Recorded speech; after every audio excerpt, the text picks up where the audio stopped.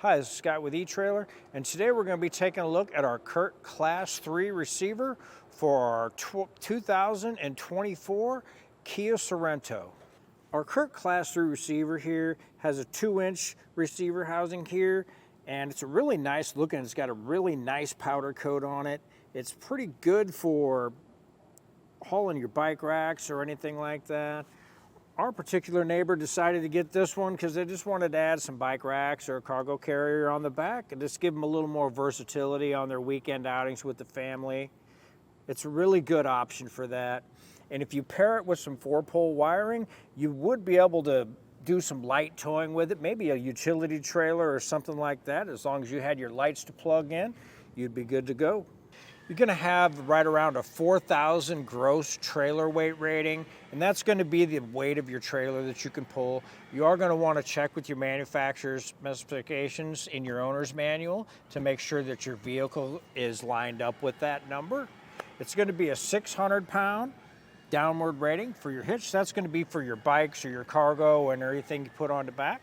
So you're going to be good to go if you have a couple, 2, 3 heavy electric bikes or something on here. That's going to give you the durability you need to haul that. Our hitch does have a 5/8 pin opening here. That's going to secure any of your bike racks or cargo carriers or anything you put on. It does have our safety chain loops here. It will fit your normal hook type or your standard. So that is always a nice option. Our measurements from the ground to the top of our loop, we are looking at right around 13.5 for that. And from the center of the pinhole out, we're looking at right around 4 inches for that. That's going to be the number you want to go by for the rise you have on any of your accessories like your bike racks or anything. It's just going to give you a little more clearance. And the number from the bumper is going to give you the number you need so you can, if you have a folding bike rack or anything like that, you'll be able to judge if you'll be able to fold your bike rack up or not on that measurement. Installation of this hitch isn't really too bad. If you have an extra set of hands, it's probably something you can get done in your driveway in an afternoon or something. It takes a few simple tools to get it done. But if you don't have the time to get it done, you can always look into our dealer locator and have it done. If you're doing that, I'd maybe recommend getting the 4-pole wiring. Go ahead, have them install that as well. But if it's something you want to think about doing yourself, stick around, watch our video, and we'll help you get it installed yourself. Start our installation. We're just going to get our spare tire lowered down and take that out and get it out of the way. Just using a 3/8 socket and a long extension, and we're just going to back it down until we can get it through our little retainer, and we'll get it up out of the way. All right, once we get it this far, we should be able to lift up on it and just turn this part sideways and up through our wheel. And we will be installing this after we install our hitch.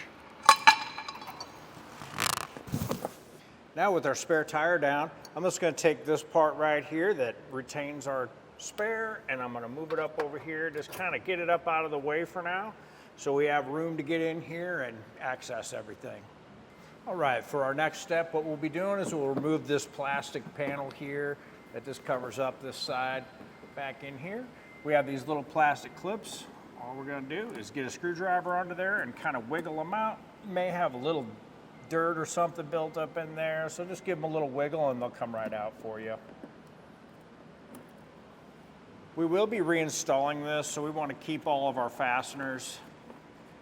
This here, we have 2 plastic nuts. These you can just back off by hand. They're not tight at all. No need to use a ratchet or anything. Those come right off for you. And once we have those all off, we'll just set this off aside until we need it for reinstallation. Now with that little panel out of the way, we'll just take our cam buckle strap here, and we're going to use that to support our exhaust. If you don't have one, we do have them here at eTrailer you can get. But what we're going to do is we're just going to find a good secure spot here, and I would say we'll just use our coil spring here and go a little bit higher than what the exhaust is. And we'll just pull our strap across and pull that tight. When we take our mounts off here, that's going to allow the exhaust to stay up so it don't come dropping down on us, and then it'll allow us to drop it down a little bit so we'll have room for our hitch installation.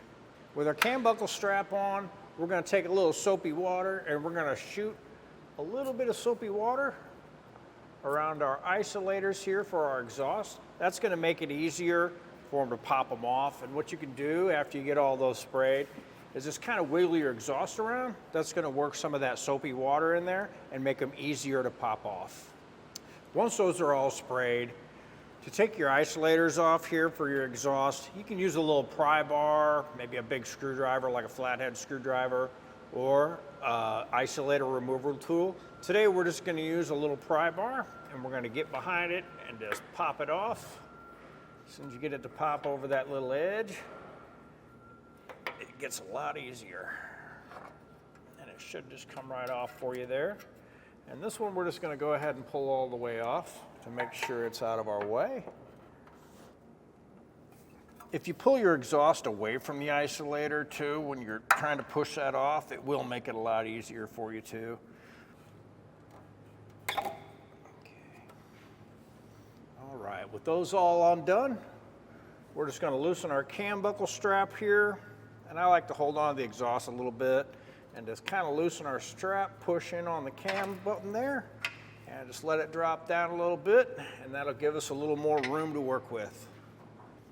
Now, up in our frame rail here where we're going to be installing our hitch, you can see we have our weld nuts in here, and that's where we're going to be attaching to these locations right here.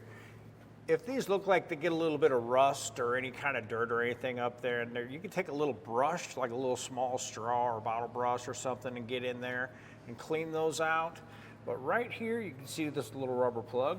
We're just going to pop those out on both sides, and that's going to allow our hitch to sit flush. We do have one on the passenger that we just took off, and we do have this one here on the driver's side as well. And there's our weld nuts on this side. For our hardware for the hitch, what we're going to use is we're going to use one of these bolts here that comes in the kit and our conical tooth washer. You want to make sure your teeth are facing up towards the hitch when it goes in. With an extra set of hands, we're just going to lift our hitch into place and get all of our bolts started by hand. And you will want to go over the exhaust first and get it slid into place and just line up your bolts as you go up. Now that we have all our hardware in place, when we're putting it up, we did notice there is a little tab back here. And what we did is to get it all in place, to get everything lined up so we could finger tighten our bolts in and get them started. All we did is just pull this back just a little bit to get our hitch to clear, and then everything kind of fell in place. It looks like it's not going to push out or cause any issues, so we'll just leave that like it is. And now we'll get ready to start snugging up our bolts. Now I'm going to start by snugging up the ones facing down first. And I'm just going to bring them up just enough to get my hitch to lift a little bit. And right there for that one. We'll do that on both sides. Okay. Now we'll snug up the ones that are on the upper part of our frame rail here. And for that, we're just going to use an extension and our power ratchet. And after we get those snugged down, we'll come back through and we will tighten those up with our torque wrench, and we'll get them down to the manufacturer specified torque in the manual.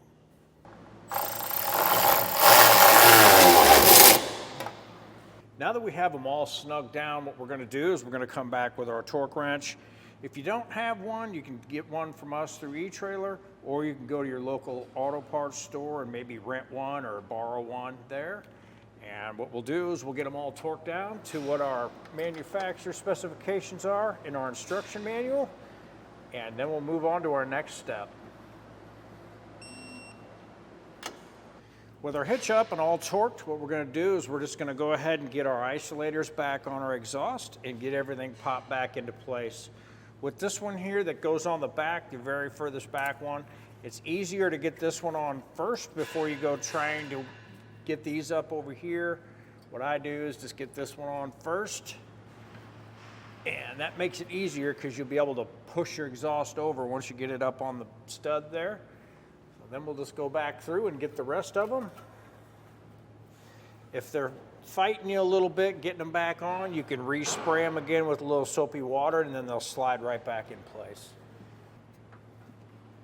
Okay, with those up, now what we'll do is we'll just take our cam buckle strap off. We'll just back it off a little bit more and we'll pull it off of our springs and move on to the next step. Now we'll reinstall the plastic panel we removed here on the driver's side.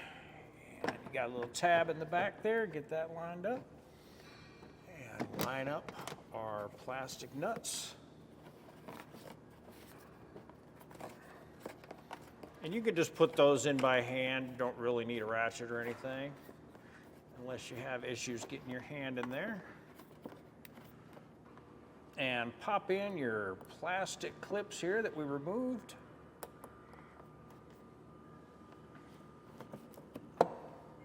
You may have to move it around to get it to go in place for you. Once you get one of them in, most of them should line up pretty easy for you. Putting our panel back up, you will have this little tab right here, right back here. It's like where your bumper mount is back here. You kind of want to make sure you push your plastic in over towards the driver's side on that, or it can kind of hang up there a little bit. But after you get that there, everything lines up really nice. For our last step, we just got to get our spare tire back in place. So we'll pull down our cable that we put up there out of the way and just let that hang there for a second. And we'll put our spare tire in place. For a quick tip, before you put this back in place, I would check the pressure now while you have it out, because if you see here, this is where we check it, and this will be facing up in there, so it's probably best to check it now before we put it back in place. With our spare tire back in place and centered up and all checked and ready to go, got everything torqued down, and that'll complete our installation for our CURT hitch. Hopefully the Class 3 CURT hitch for your 2024 Kia Sorento is the right option for you. I appreciate you watching. I'm Scott with eTrailer.